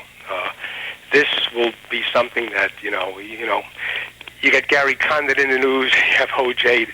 This is something that we're going to be looking at for the next couple of years, unfortunately, and not just from a media perspective, but from the people who've witnessed this. I mean, when you think of the psychological trauma this is going to cause to New Yorkers and to Americans, it's monumental. It's off the map.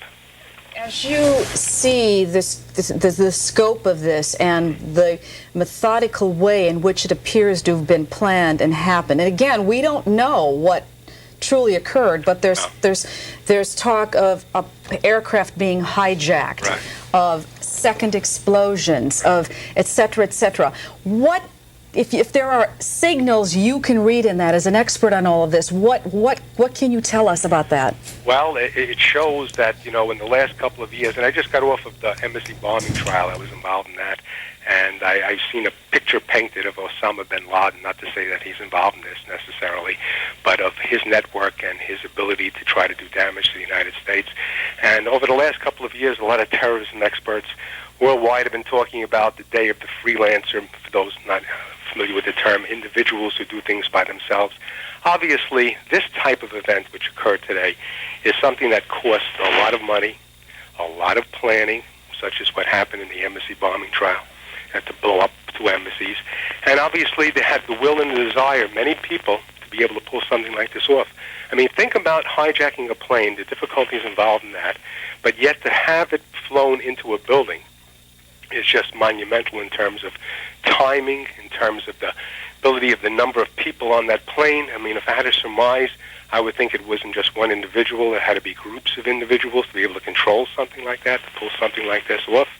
And if the reports are true that we're having a coordinated attack at other American targets, such as the Pentagon or the White House or other buildings, this indicates that we're facing a new era. We're back to the old state sponsorship, large groups being involved in having the wherewithal and intelligence and the ability to pull something like this off. I mean, this is very, very serious. I've been involved throughout the years in these various different exercises that we played, where we would talk about an event such as this, such as a biological attack or some other type of thing occurring.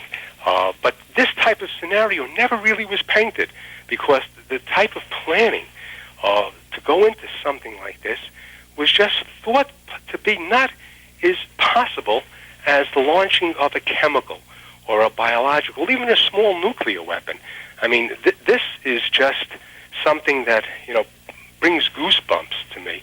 And I've seen everything. I've been through everything.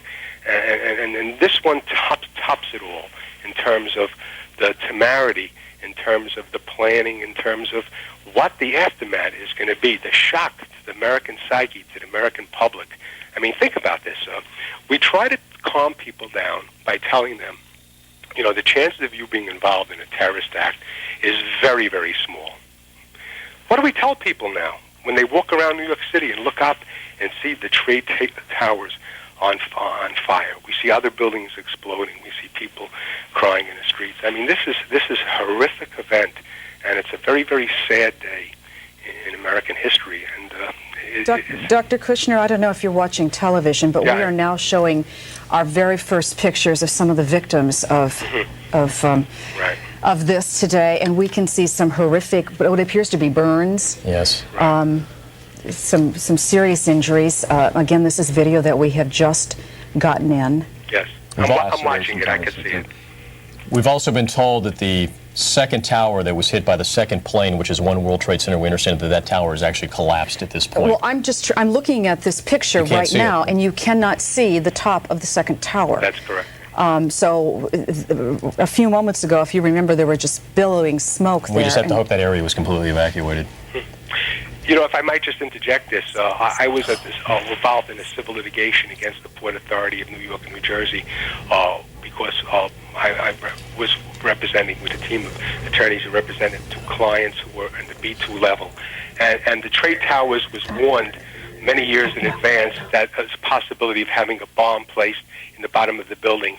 And my report showed that the construction of that building was in such beyond the code that even such a powerful bomb couldn't do the damage. But now looking at these pictures as we speak, it just, I'm choked up looking at it, thinking that this type of risk assessment wasn't there and we didn't have, but how do you guard against something like this?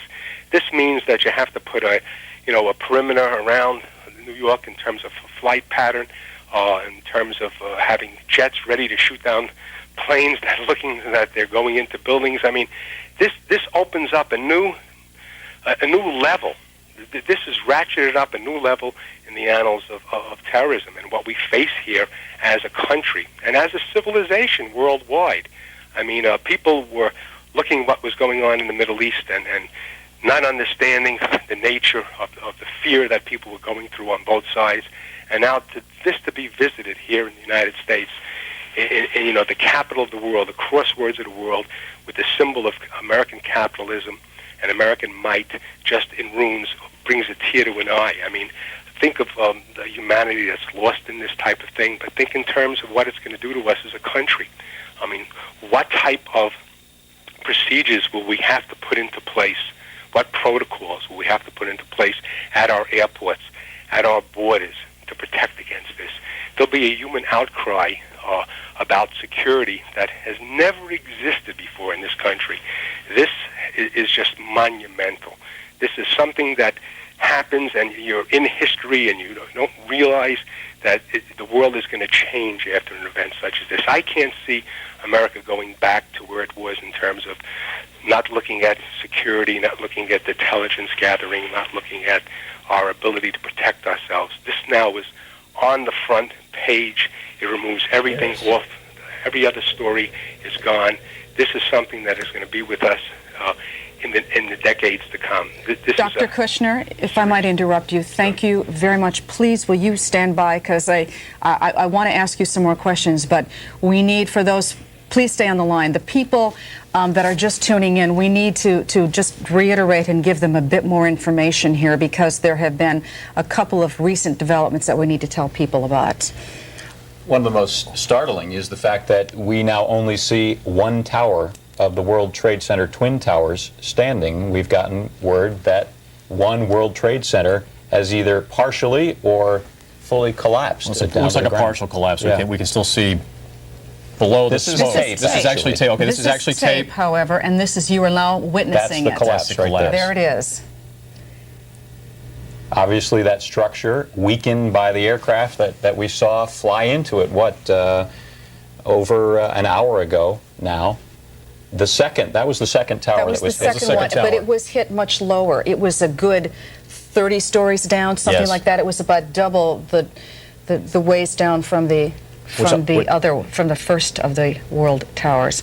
Which the lower it is, obviously, the more vulnerable it is to have a collapse like that. Now, I don't know if you've seen this, Jim. This is, all right, we are looking once again earlier. This is about the point where I, too, tuned in to News Channel 4. If you look up in your right-hand side, you will see an aircraft coming into the picture. It'll be there any moment. Right there. There it is. Now watch this. Alex, you dip behind the first building.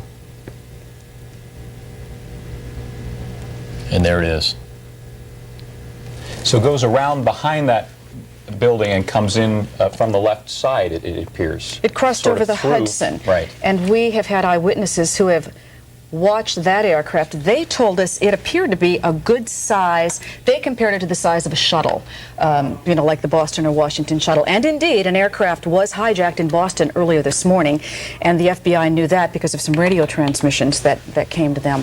So if you think about this theoretically, that may have been the aircraft that then went into that and this isn't only New York that's under siege right this was just the first. Not long after that, another commercial airliner crashed into the Pentagon or right next to the Pentagon. That building's been evacuated, of course, in the nation's capital. The U.S. Capitol, the State Department, and the White House have all been evacuated. The Secret Service says that they received a very real threat on the White House today, and now we understand that the federal buildings in Newark have been evacuated. And I would imagine that is taking place pretty much around the country. All planes have also been grounded nationwide by the FAA. A lot of planes are still being diverted into Westchester Airport right now and into Syracuse to keep the planes out of the New York area, obviously. But once those people who were headed for New York land in one of those airports, they are not going to get into this city anytime for the next few hours. That is certain, because virtually all traffic coming into the city has been shut off. The bridges, the tunnels are all closed to incoming traffic and to a lot of outbound traffic. I don't know if anybody is getting out of the city at this point. Did get a report that New Jersey Transit trains are still running under the river, so... Okay. And again, if you can get out of town, that probably would be the wisest advice at this point. Most of Lower Manhattan has been evacuated at this point. And again, the subways are shut down. Look at that, the Lincoln Tunnel at 10:15 in the morning over in Weehawken. Never looks like that this time of day. It's completely empty. So again, let us bring you up to date on the fact that we know nothing about the number of casualties, the number of people who've been injured. We've seen photographs of some of the injuries, recent photographs. What we could see appear to be a lot of burns, a lot of lacerations, that sort of thing. We're waiting for the mayor to hold a press conference so he can bring us up to date on the extent of the human damage, so to speak, in all of this.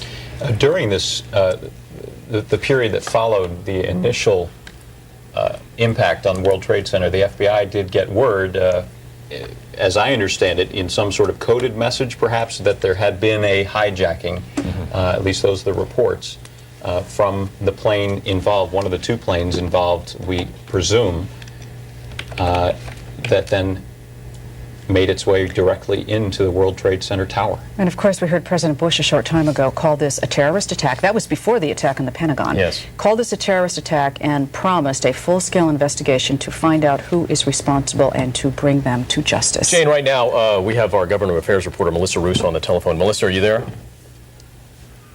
I'm standing outside St. Vincent's Hospital right now, where the scene is absolutely unbelievable. When I arrived here, it was just as the second building explosion happened, and there is what I could describe as chaos in the streets here. There are hundreds of people just in shock, police officers telling people to go home, obviously worried about crowd control. But at the hospital, there has not been much activity in terms of ambulances arriving here, though you might expect there would be. After that last explosion, some ambulances took off and headed down 7th Avenue, which is otherwise closed to traffic. But St. Vincent's is obviously preparing for the possibility of many, many people arriving at their emergency room. They have what looks like a trauma center set up on the street, on the sidewalk of 7th Avenue.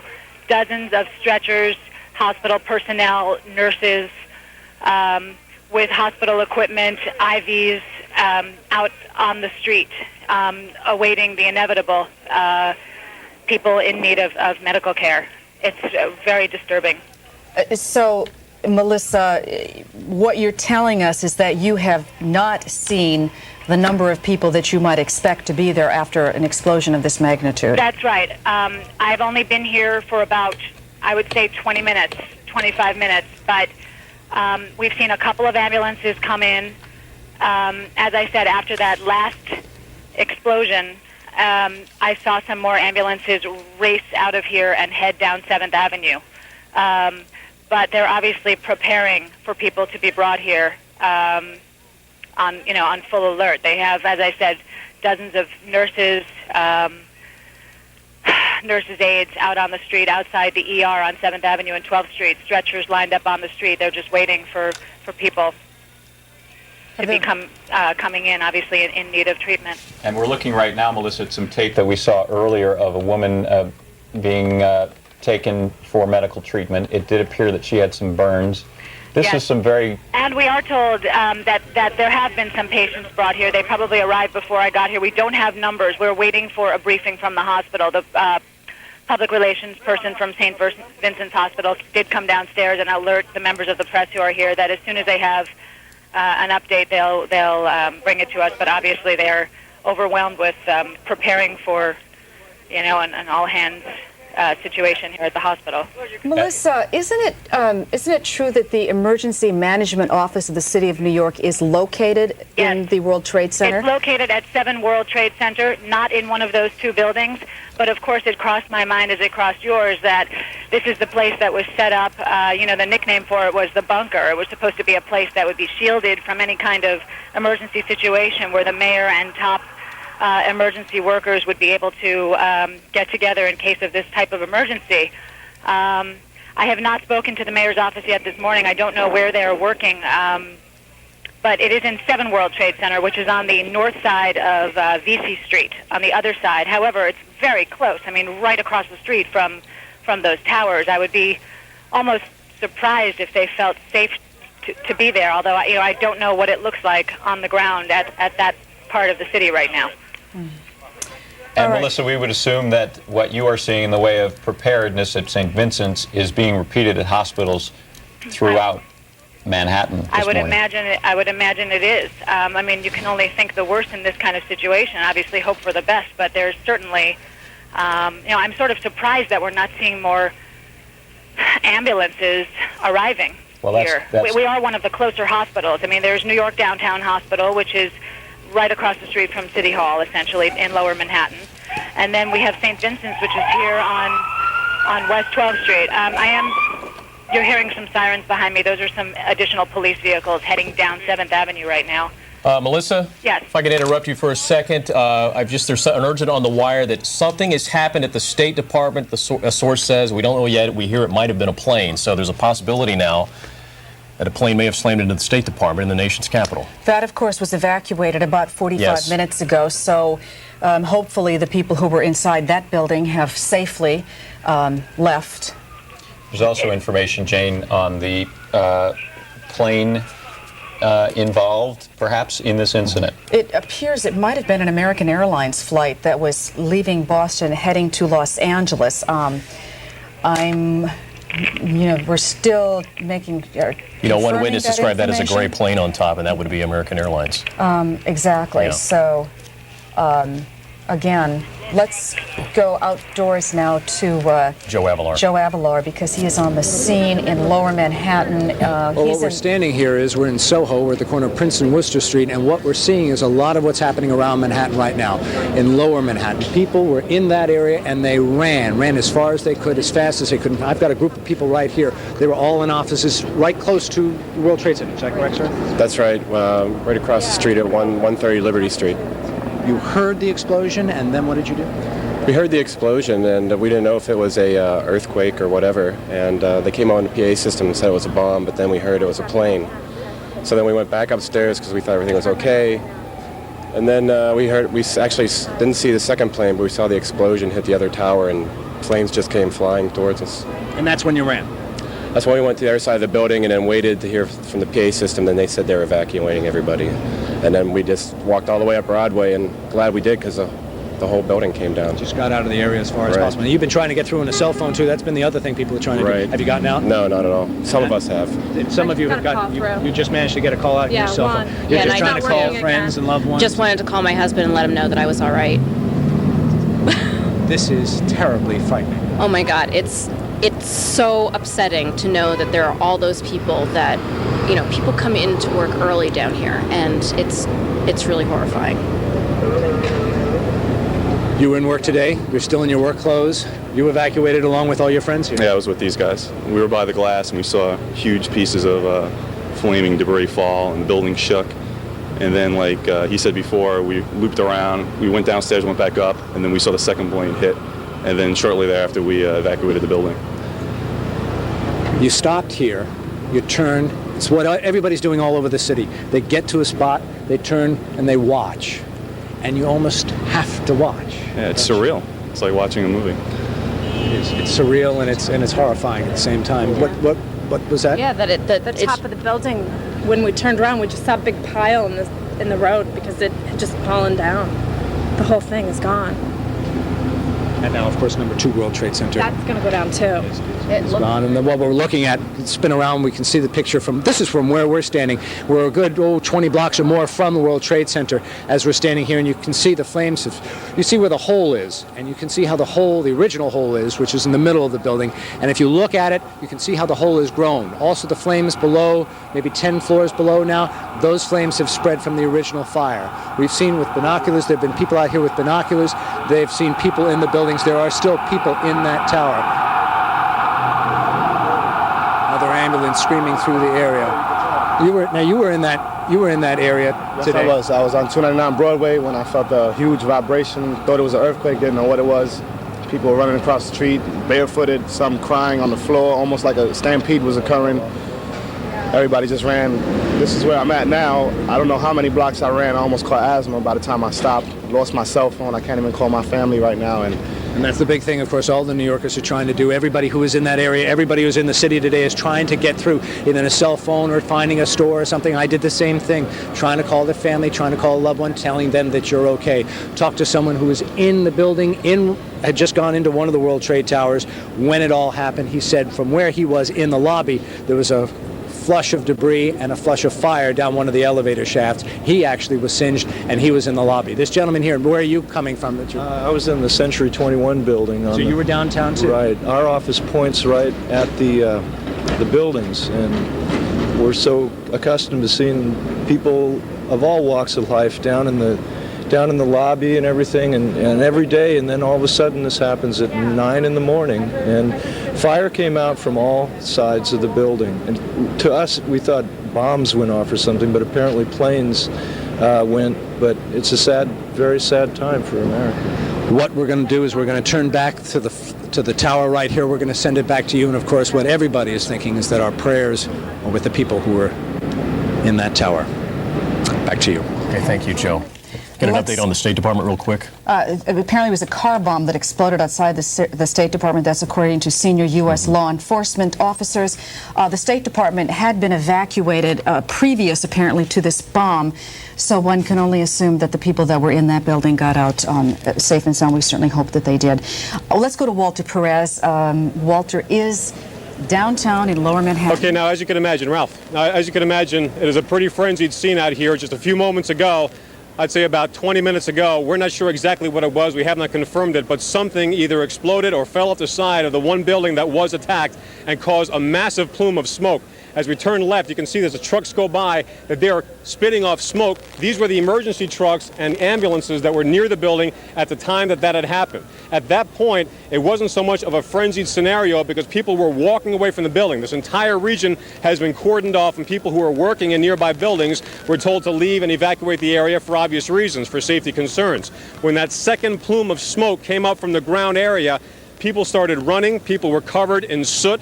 There were people with blood on their shirts, rips in their shirts, and at this point, looking up at the top of the building, at a rate of about 1 every 5 minutes, you see people that are jumping from the top of the building. It is an absolutely harrowing scene at this point.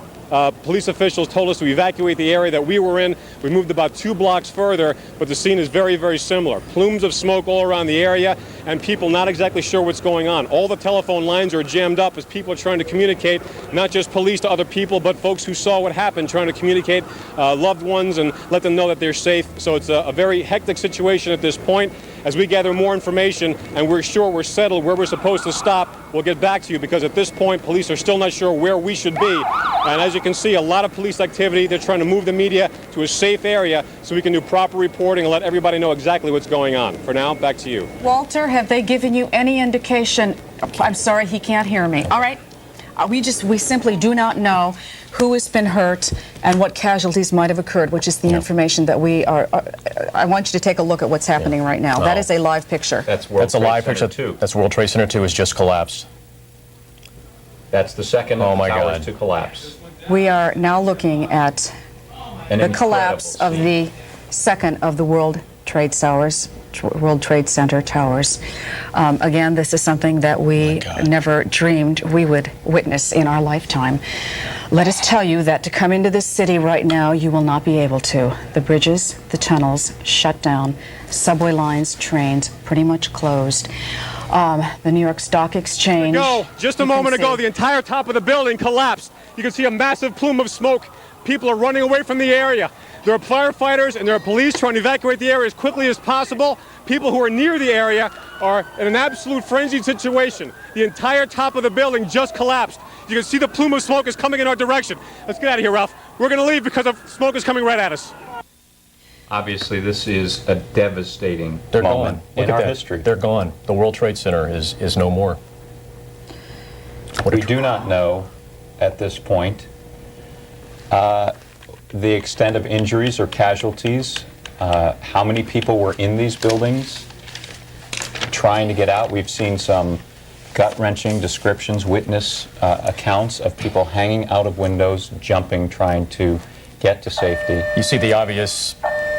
Look at the plume. All right, let's go to NBC News right now. We are back at 10:30 Eastern Time on this Tuesday morning, this horrific, incredible, not to be believed Tuesday morning. You are looking at live pictures of the World Trade Center where just a few minutes ago, within the last minute actually, the second Twin Tower collapsed. Just to recap, if you're just joining us, around 8:42 Eastern Time this morning here in New York City, a plane crashed into the right Twin Tower of the World Trade Center about 2/3 of the way up the building, leaving a huge gaping hole, a huge fire, and tons of billowing smoke. About 25 minutes later, a second jet, believed to be a 727 or a 737, some reports of a 757 even, then crashed in the second Twin Tower. The first plane, incidentally, was en route from Boston, Massachusetts to Los Angeles. Here's the video, I think, of the second plane striking the tower. That's right. We're not sure the origin of that plane, is my understanding. The first plane that caused that hole on the right-hand side in the other Twin Tower was from Boston to LAX to Los Angeles. It was Flight 11, American Airlines. We have confirmed that that plane was hijacked. What happened following the hijacking is unclear. We should note that about an hour after the first collision at the Pentagon, reportedly another plane crashed into the Pentagon, which is just outside Washington, D.C. in Northern Virginia. All air traffic has been stopped. Government buildings have been evacuated, as have other buildings across the country. The Sears Tower in Chicago was evacuated. You can imagine that other buildings in major cities and small cities around the country are probably being evacuated as well. There's an unconfirmed report of a car bomb at the State Department. We have not been able to pin that down. There is also, Jim Miklashevsky was told that there was an unconfirmed report of another air hijacking. We share this with you not in an attempt to in any way exacerbate what is already a terrible situation, but so much has come true today based on these early reports that we want you to have as much information as we can possibly get. At the Pentagon, all people outside were told to take cover just moments ago, but Jim Miklashevsky said the skies were clear. There was an unconfirmed report of another hijacking with a plane headed towards Washington. Again, we don't want to sound alarmist, but that is something that Mick heard while he was at the Pentagon. We also want to mention that the president is en route from Longboat Key, Florida, where he was there to visit an elementary school to talk about literacy. Obviously, clearly, his agenda has changed dramatically. He will convene a meeting of the National Security Council as soon as he gets home. Colin Powell is also on his way back from Lima, Peru. He was scheduled to be in Bogota, Colombia. And probably not at the White House. They'll probably take him to a safe location. There are a number of them, some in the hills of Virginia, as you know. And my guess is that Air Force One is in the unusual situation of having a fighter plane escort on its way back from Florida today. That's where we stand. Think about the loss of life that we could have seen this morning. If you think about the fact that when full, the World Trade Centers hold about 50,000 people, no telling how many people were at work before 9 o'clock this morning and then shortly after 9 o'clock in the other tower. But if you look at this picture here, Tom and Katie, at Lower Manhattan, it appears that terrorists have succeeded this time in doing what terrorists tried to do back in 1993. This is war. This is a declaration and an execution of an attack on the United States, two of our most conspicuous symbols of the American system of capitalism. The Pentagon, which of course is the headquarters of the most mighty military in the world, was attacked today as well. The White House has been evacuated. The State Department has been evacuated. Financial markets have been immobilized. All flights taking off after these attacks were grounded. International flights have been sent to Canada. It turns out it's transatlantic flights only going to Canada now. So there has been great chaos visited upon this country, to say nothing, as you pointed out, Matt, so importantly, of the still untold loss of life. And it's going to be horrendous. We don't know yet what the exact numbers are, but we can only tell you by looking at those pictures that you can guess as well as that we can, that there are going to be a lot of people who are not going to be able to escape that. Back in 1993, when the bomb blew up in the basement of the World Trade Center, so many survivors talked about how long it took them, with no power in the elevators, to walk down the smoke-filled stairways. And you think about how many people were still trying to escape those buildings when first one and then the second tower collapsed. And of course, the triage unit that has been set up. Area hospitals are all receiving victims. And as Matt said, 50,000 capacity when everybody is in the building. But many people at 8:42 a.m. here in New York are at their desks, working in their offices. One young man or one man was reached by phone and was asked what is happening there, and he said, "We are blanking, dying here." And there was screaming and yelling and pure chaos, understandably, going on in the background. There's a picture of Lower Manhattan, ladies and gentlemen, the most important city in the world in so many ways. And now it has been attacked by terrorists at the World Trade Center, and the damage is beyond our ability to tell you in great detail. Let me mention that, I was going to say, here's what the president said. He canceled an education appearance in Florida. Here's what he said just a short time ago. Ladies and gentlemen, this is a difficult moment for America. I, unfortunately, will be going back to Washington after my remarks. Secretary Rod Page and Lieutenant Governor will take the podium and discuss education. I do want to thank the folks here at Booker Elementary School for their hospitality. Today we've had a national tragedy. Two airplanes have crashed into the World Trade Center in an apparent terrorist attack on our country.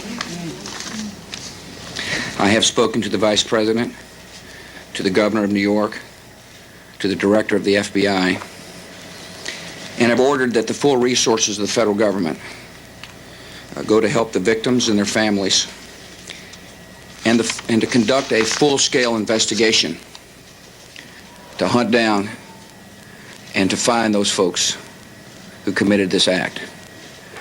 Terrorism against our nation will not stand. And now, if you join me in a moment of silence. That was George W. Bush about an hour ago, speaking from Longboat Key, Florida. He is en route to Washington, D.C. We're looking at some pictures on the ground, or we were, of apparently some of the victims. He is on the ground. Quite extraordinary. These are the emergency workers who are coming back. It was just about 10 minutes ago that we described to you the possibility of that North Tower collapsing. About 5 minutes after we went off the air, it did collapse.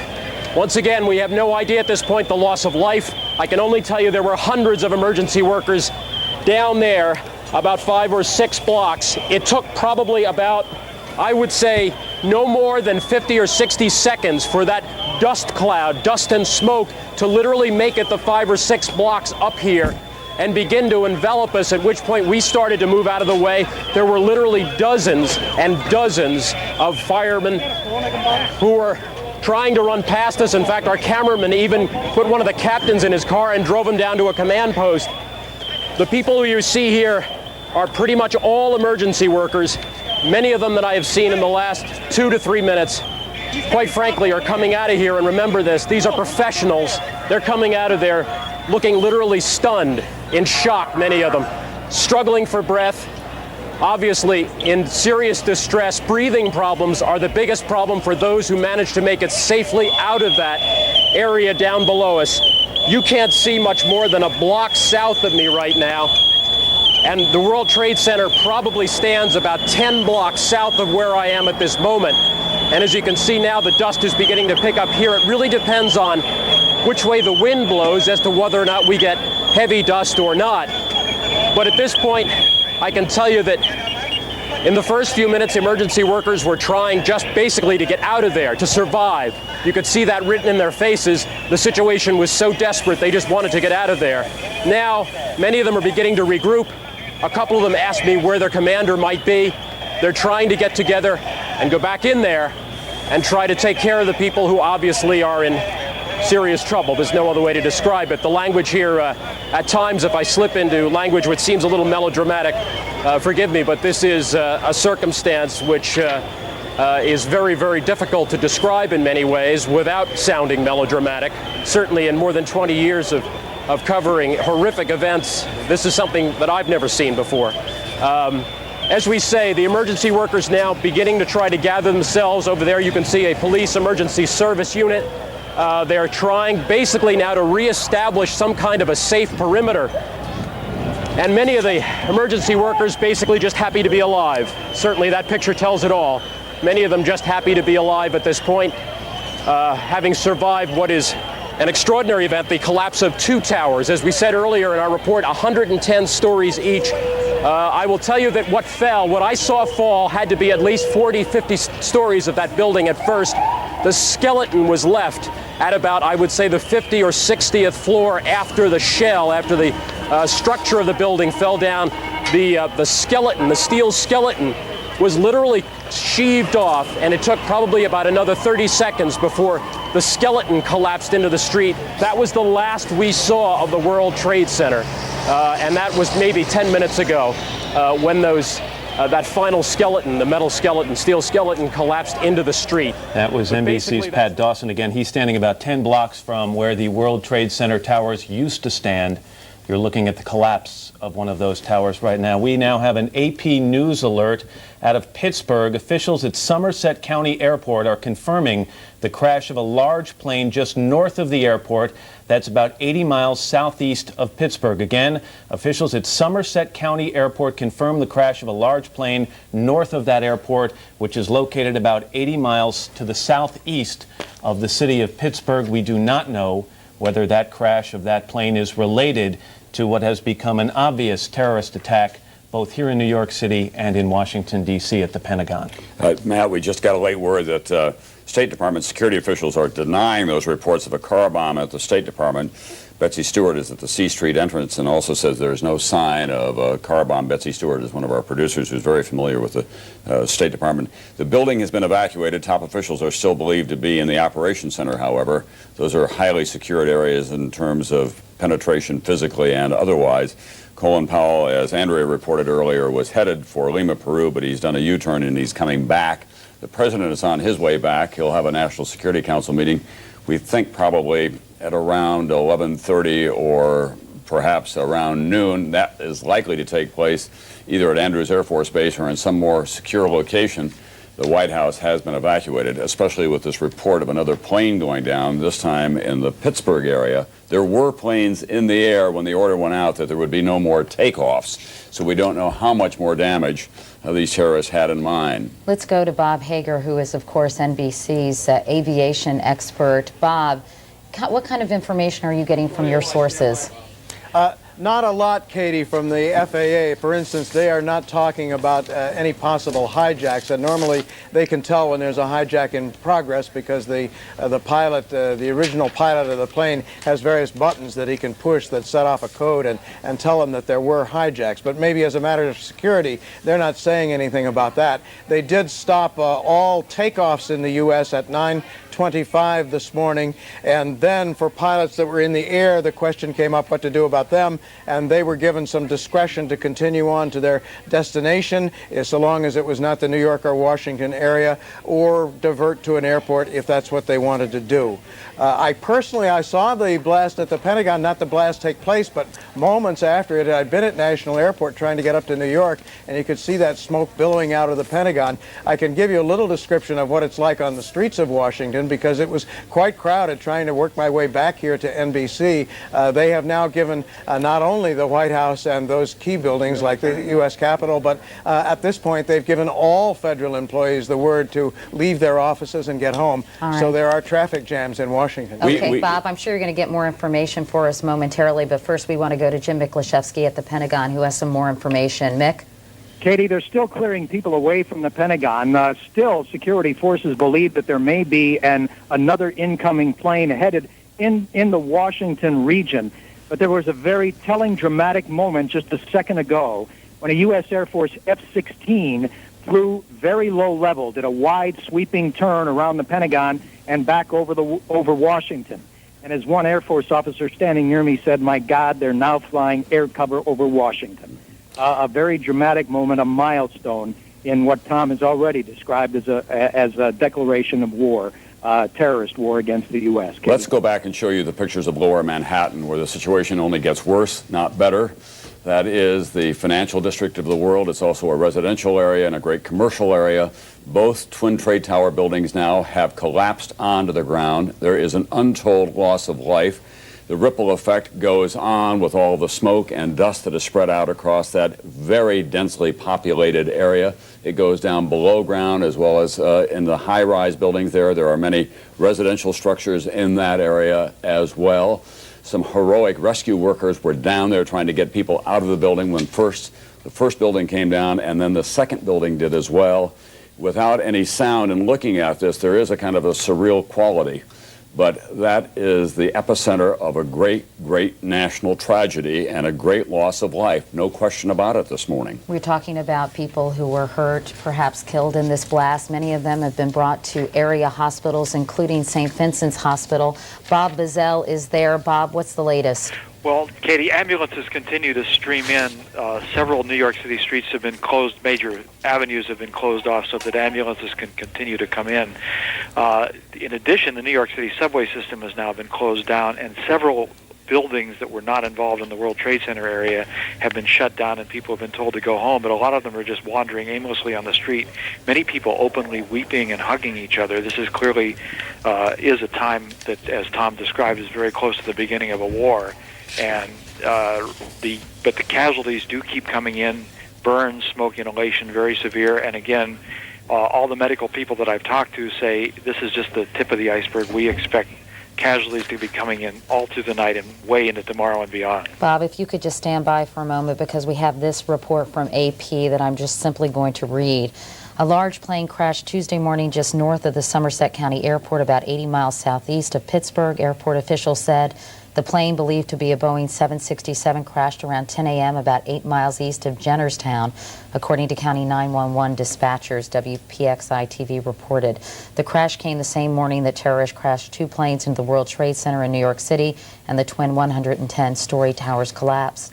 Explosions also rocked the Pentagon and the State Department, although that was refuted moments ago, and spread fear across the nation. There was no other immediate details on the Pennsylvania crash, and it was not clear whether the crash was related to the others. Again, that was a report, a bulletin that was just issued by the Associated Press. You know what is so stunning about all of this, Matt and Katie, is that there has been no indication whatsoever that this very carefully coordinated massive attack was going to occur. There's been a complete intelligence failure here. And there will be, obviously, down the road, a price to pay for that. Well, But that's actually not all that surprising, Tom, because we've often talked in the past following every terrorist event about how vulnerable the United States is, and many terrorist experts say how unprepared they are. And the question, of course, is, can you ever prepare for an attack like this? Well, that's true, but we also have people out there who are in listening posts, and we've penetrated these kinds of listening posts.